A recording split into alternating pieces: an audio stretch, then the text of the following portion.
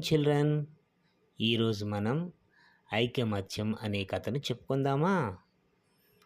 రామాపురం అనే గ్రామంలో ఒక రైతు ఉండేవాడు. అతనికి 3 కొడుకులు.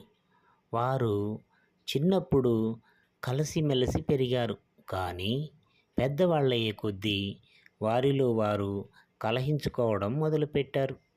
తండ్రి కలిసిమెలిసి ఉండమని వాళ్ళకు ఎప్పుడూ చెప్తూ ఉండేవాడు.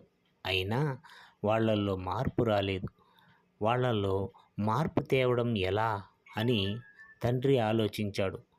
ఒకరోజు వాళ్ళతో కొన్ని పుల్లలు తెప్పించాడు.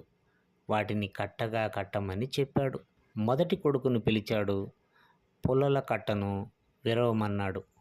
అతను విరవలేకపోయాడు. రెండవ కొడుకుని పిలిచాడు. పుల్లల కట్టను విరవమన్నాడు. అతను కూడా విరవలేకపోయాడు. చివరిగా మూడవ కొడుకుని పిలిచాడు. పుల్లల కట్టను విరవమన్నాడు. పుల్లల కట్టను విరవడం అతని వల్ల కూడా కాలేదు. తండ్రి 3 కొడుకులను దగ్గరకు పిలిచాడు.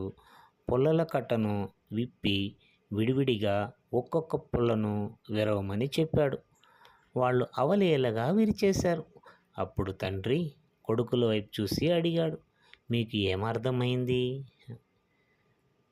పిల్లలు, మీకేమర్థమైంది? నాన్న, కలిసి ఉంటే మమ్మల్ని ఎవరూ ఏమీ చేయలేరు. విడిపోతే బలహీనులమైపోతాం నాన్న. ఇక కలిసి ఉంటాం, ఎప్పుడూ కలహించం అన్నారు కొడుకులు. తండ్రి సంతృప్తి చెందాడు.